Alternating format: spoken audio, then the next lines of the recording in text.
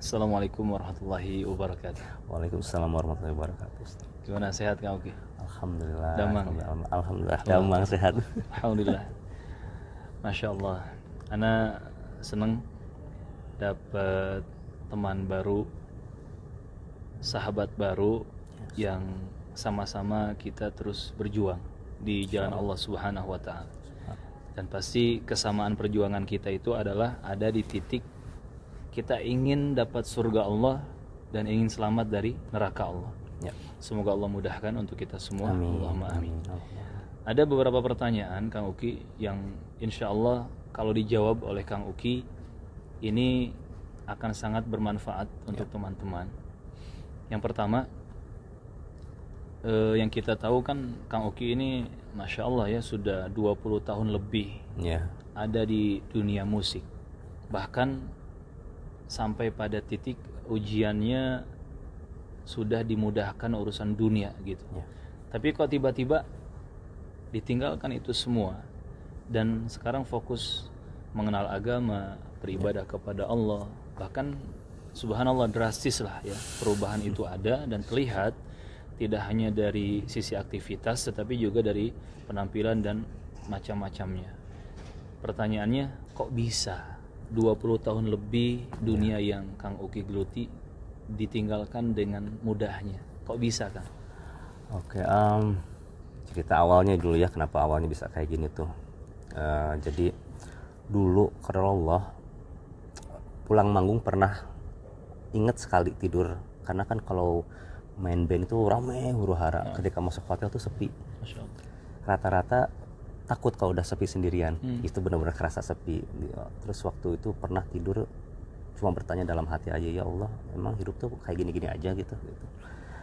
Kadang Allah beberapa bulan kemudian istri tuh dapat umroh gratis gitu. Masya Allah. Mau nggak jalan, tapi anak dalam hati tuh nanti kalau misalnya umroh harus jadi orang baik deh. Karena kan berpatok pada. Nah, memang waktu umroh itu titik balik karena melihat banyak yang mungkin nggak sesuai sama agama yang dididik dari kecil di sini gitu. Kalau kita kan waktu di kecil dulu sering ya, dulu misalnya kayak tahlilan suka ikut ke sana, terus waktu di sana pas ngobrol-ngobrol sama orang-orang di sana, terus kajian pertama di sana itu Ustaz Firanda ternyata. Waktu di pintu lupa tuh di Masjid Nabawi. Di Masjid Nabawi dengerin. Pokoknya ingat pulang-pulang umroh itu serasa kayaknya saya harus ngeriset kembali agama saya deh. Kayaknya selama saya pelajari selama ini tuh salah. Takutnya salah atau mungkin harus dibenahin.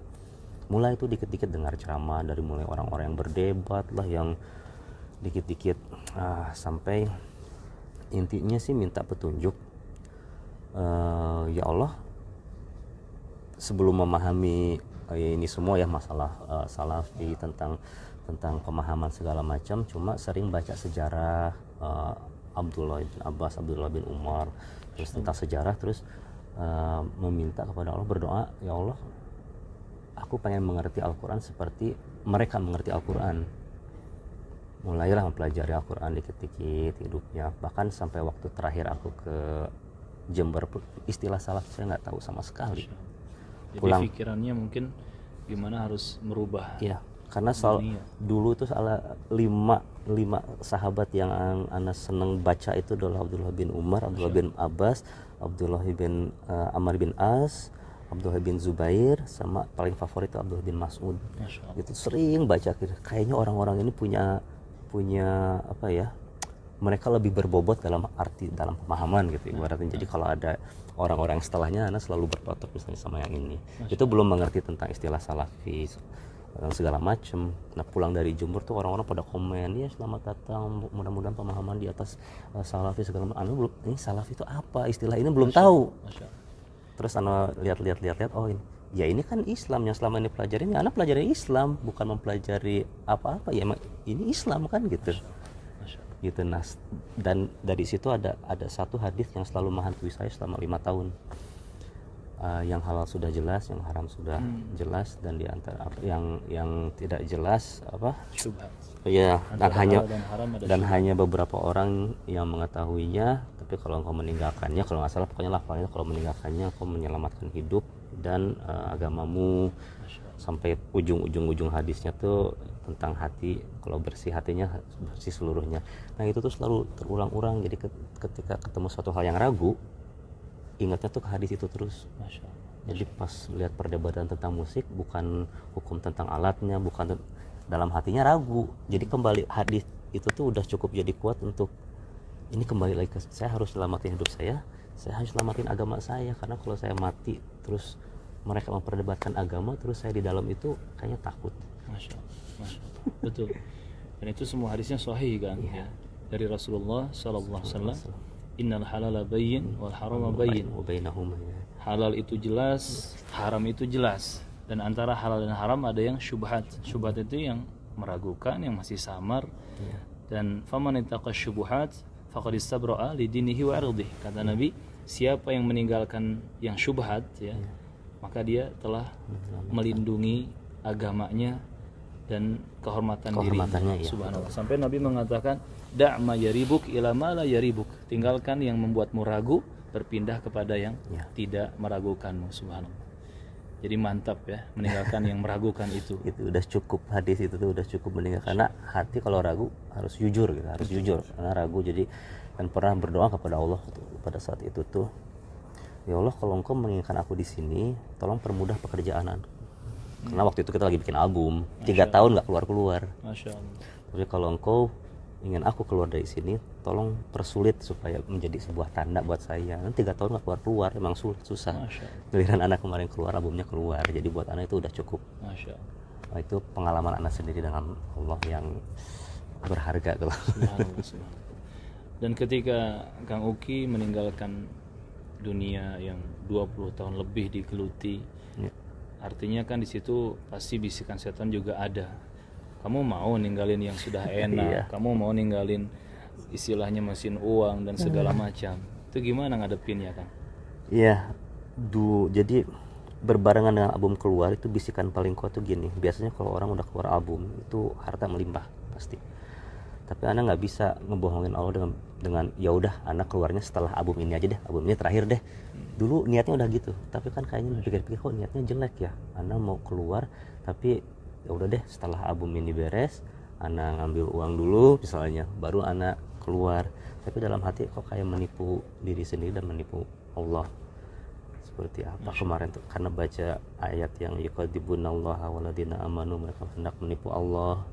Dan orang-orang yang percaya baca ayat itu kayaknya, aduh kayaknya aku mau apa ya, yang nggak jujur aja. Jadi sebelum album itu keluar, ya udah anak keluar aja karena udah nggak kuat. Terus kalau kadang-kadang kalau udah di atas panggung, karena istri sekarang udah mulai, pada saat itu udah mulai ngajak ngaji kan, pagi-pagi ngaji, malamnya manggung, terus baca lagi tentang mereka yang pagi-paginya kafir, malamnya beriman, yang malamnya beriman. Itu bukan giat, cuma ngerasain kayak seolah-olah nih pagi-pagi lu ngaji, malamnya pesta foya, malamnya beres manggung, sholat isya, paginya jalan lagi. Jadi ada beberapa hal yang jangan-jangan ini saya, ada ketakutan di situnya. Dan ketika dunia itu sudah ditinggalkan, sekarang fokus ke belajar agama, ya, beribadah, intinya memperbaiki ibadah kepada Allah, memperbaiki muamalah dengan manusia juga dengan cara yang benar. Banyak tuh bagian dunia yang sudah ditinggalkan. Yang dirasakan apa? Jadi dunia itu akan merasa nikmat kalau sudah ditinggalkan. Dunia akan dirasa nikmat kalau sudah ditinggalkan. Tapi kalau kamu terjun di dalamnya, sebenarnya kamu akan merasa susah. Harus ngejar dunia kan capek. Betul. Pada akhirnya tuh kita ini adalah hamba untuk sesuatu lah. Kita ini budak untuk sesuatu kan ya. Karena dikasih tahu sama Ustaz Duman tuh, kedudukan manusia di hadapan manusia yang paling rendah adalah hamba, budak. Tapi kedudukan manusia di hadapan Allah yang paling tinggi adalah budak, adalah hamba. Jadi mending kita jadi budaknya Allah. Betul. Karena kedudukannya jauh diagungkan, sedangkan di hadapan manusia kita hamba, direndahkan. Dan anak ngerasain gitu. Begitu menjadi hiburan itu, ada seorang ustaz namanya Yusuf Hamzah bilang bahwa pekerjaan ini tuh, bilang Afwan, cuma zaman dulu itu, ini mungkin berbeda pendapat, cuma dibilang ke anak tuh, pekerjaan ini tuh zaman dulu mah pekerjaan yang hina, menjadi penghibur gitu ibaratnya gitu ya. Afwan, maksudnya ini bukan menjudge orang-orang. Terus Ana pikir-pikir, iya ya, saya di depan orang menghibur dia, bikin dia ketawa, bahkan saya menghibur orang yang mau mabuk. Ana dapat apa gitu. Tapi dipikir-pikir seperti kayak jadi badut. Sebenarnya kok kayak jadi badut gitu, jadi penghibur tuh, maaf, cuma ini yang Ana rasain pribadi tanpa menilai orang-orang. Cuma ketika ada beratas di atas panggung sebelum keluar, ini tahun baru tuh panggung terakhir, karena ngerasain di depan memang manggung cuma di sininya kosong gitu, udah nggak mikirin apa-apa, tapi lihat orang-orang jadi kerasanya kok kayak saya kerasanya jadi kayak badut gitu, dan itu menghancurkan hati banget sih. Masya Allah. Dan dengan dunia yang ditinggalkan itu nggak ada penyesalan, dan itu sama, makanya nikmatnya itu setelah meninggalkan nggak akan nyesel. Tapi kalau kita selalu melihat, makanya jangan dilihat-lihat.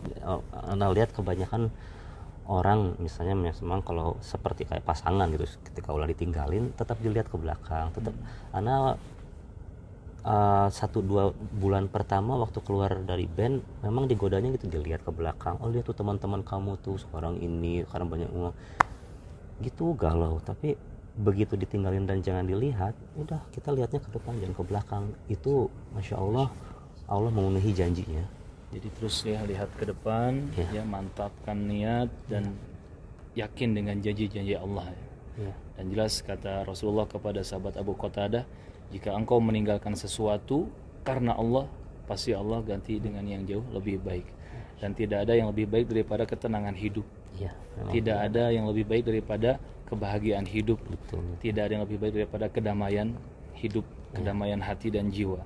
Dan kedamaian dan bahagia hidup ini yang rasa cuman kita kan yang punya hati. Nggak bisa dijelasin deh, orang-orang nanyain ngapain gini-gini, cuma rasa itu tuh akan dirasain. Seperti saya mau jelasin ke kamu gimana rasanya permen ini, kemudian cobain sendiri. Karena nggak bisa kadang-kadang ngejelasin ke seorang nikmat yang kadang-kadang hubungannya langsung dengan Allah, kayak itu pribadi. Semua orang punya hubungan pribadi dengan Allah yang bisa dirasain masing-masing adalah beda. Insya Allah bisa rasain sama semua. Masya Allah. Semoga istiqomah kan. Insya Allah. Terus kenapa semangat untuk belajar Islam itu dengan pemahaman tauhid dan sunnah Nabi sesuai dengan apa yang diamalkan oleh para sahabat Nabi, tabi'in, atba'ut tabi'in. Padahal kan banyak tuh majelis-majelis yang ngajak kajian, ngajak belajar agama dengan berbagai macam bumbu-bumbunya. Kenapa Kang Uki kok semangat belajar Islam dengan pemahaman as-salafus salih? Ya, memang awalnya saya termasuk orang yang sering bertanya tentang agama. Kadang-kadang misalnya Afwan misalnya lagi ada kasihadan di masjid yang berisik, kadang-kadang selalu bertanya ini dari mana ya, karena senang sejarah. Segala sesuatu pasti ada akarnya, pengen tahu segala sesuatu pasti pengen ada akarnya gitu. Makanya waktu belajar dikasih tahu, kamu belajar Islam harus ada sanadnya. Iya juga ya, betul ya, saya belajar jangan-jangan bisa ditipu sama guru saya gitu. Jadi awalnya belajar, jadi baca, pada akhirnya baca tentang semua, tentang sahabat dan para tabi'in juga, terus tentang pemahaman mereka, hadis-hadis, pernah sampai ngumpulin hadis yang dari Abdullah bin Mas'ud semua, hadis yang dari Abdullah bin Umar semua, yang semuanya. Jadi sempat ngumpulin yang kadang-kadang katanya kalau kita baca hadis kan kadang-kadang kita orang Indonesia nggak tahu dari mananya ya. Pengen tahu aja, penasaran katanya kalau di hadis cuma tulisannya Abdullah berarti dia Abdullah bin Mas'ud, langsung dikumpulin semuanya. Dan ada sinergi di antara mereka itu. Ada sinergi yang kayaknya ini nih yang harus diikutin, karena gimana pun juga pengen sedekat mungkin dengan Rasulullah SAW. Tapi tanpa sebelum mempelajari ini semua juga Ana sempat berdoa sempat berdoa, ya Allah ajarkan aku Al-Quran sebagaimana kau mengajarkan Nabi. Dan itu refleks aja, nggak tahu dari mana, cuma sempat berdoa kayak gitu. Pengen berdoa dan selalu pengen seperti sahabat dan tabi'in, cuma tanpa mengetahui istilah orang-orang terdahulu segala macam. Jadi ketika Kang Uki belajar Islam dengan pemahaman para sahabat Nabi, dengan manhaj as-salafus salih, belajar tauhid dan sunnah Nabi dengan pemahaman as-salafus salih ini, merasakan inilah Islam yang ada di zaman Rasulullah dan para sahabatnya ya. Inilah Islam yang murni. Mungkin seperti itu ya. Masya Allah, Masya Allah. Semoga istiqomah ya. Insya Allah. Dan terakhir mungkin di sana kan banyak yang mengikuti Kang Uki, kabarnya seperti apa sekarang gitu. Bahkan mungkin ada yang seneng, ada yang kecewa, ya itu pandangan masing-masing ya, silakan ya menjadi tanggung jawab masing-masing. Cuman yang pasti banyak yang melihat nih, banyak yang melihat di luar sana. Kira-kira apa sih ajakan dari Kang Uki untuk teman-teman di luar sana? Ajakannya yang pasti gini ya, jelasinnya ya. Yang pasti kita harus selamatkan diri kita dulu sendiri, tapi kita pun juga harus tahu bagaimana cara kita menyelamatkan diri kita sendiri. Keraguan itu akan selalu ada di dalam hati kita tuh pasti ada keraguan. Cari terus jawabannya, jangan hanya kita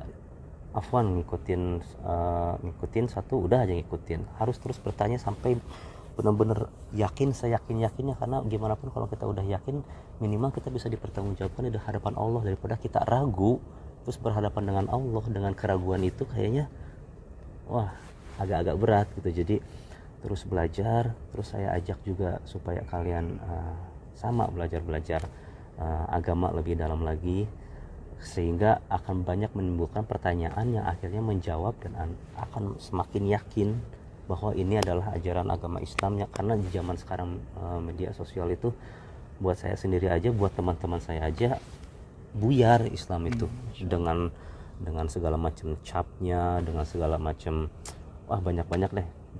Saya sendiri juga ngerasain awal-awalnya ragu gitu ya, emang Islam yang benar tuh yang mana sih gitu. Tapi kita harus mempertanyakan itu dan kita harus mencari jawabannya sambil berdoa kepada Allah. Ya Allah, aku berdoa meminta kepadamu untuk memberi petunjuk. Allah pasti akan memberi petunjuk ya. Masya Allah. Jadi ajakan dari Kang Uki untuk teman-teman, kalau bisa saya simpulkan dua hal penting ya. Pertama, terus berdoa kepada Allah, minta petunjuk, minta hidayah, minta jalan yang terang itu. Dan itulah yang kita ulang-ulang di sholat kita sehari semalam. Ihdinas siratal mustaqim. Ya Allah, tunjuki kami jalan yang lurus, jalan yang benar. Dan kata Allah, kalau hamba-hambaku berdoa kepadaku, maka aku akan mengabulkannya. Ud'uni astajib lakum, kata Allah. Berdoalah kalian kepadaku, niscaya aku akan mengabulkannya. Subhanallah, ini pelajaran yang sangat besar ya, berdoa kepada Allah. Yang kedua, subhanallah, ajakan yang luar biasa dari Kang Uki untuk terus belajar ya. Belajar tentang agama Islam, agamanya Allah dan Rasul Nabi Muhammad SAW. Memang dengan belajar, yaitulah modal untuk kita bisa selamat dunia dan akhirat. Dengan belajar agama, itulah modal untuk kita bisa bahagia hidup dunia dan akhirat. Dan ingat, yang merasakan bahagia kita sendiri. Teringat hadis Nabi ketika beliau mengatakan sallallahu alaihi wasallam, man salaka tariqan yaltamisu fihi ilman sahalallahu lahu bihi tariqan ila jannah. Siapa yang menempuh satu jalan, di jalan itu dia mempelajari ilmu agama Allah dan Rasulnya, maka Allah akan memudahkan baginya. Karena belajarnya agama dia, Allah mudahkan baginya satu jalan menuju jannah, menuju surga. Subhanallah. Semoga Allah istiqomahkan kita semua. Dan semoga teman-teman yang menyimak juga mulai bersemangat ya untuk terus belajar agama dan memperbaiki ibadah kepada Allah, juga memperbaiki muamalah dengan hamba-hamba Allah. Semoga istiqomah, Kang. Banyak saudara sekarang. Dan insya Allah saudara di jalan dakwah, saudara seagama itu persaudaraannya kekal, nggak cuma di dunia tetapi di akhirat juga akan bersambung. Insya Allah dengan saudara-saudara seagama, seperjuangan di jalan tauhid, jalan sunnah Nabi, kita bersaudara sehidup sesurga insya Allah ta'ala. Istiqomah ya. Barakallahu fikum. Jazakumullah khairan atas waktunya. Barakallahu fikum. Insyaallah narakum ala khair. Hayakallah. Demikian ya, teman-teman, barakallahu fikum ya. Tetap belajar agama yang sebenarnya. Assalamualaikum warahmatullahi wabarakatuh. Waalaikumsalam.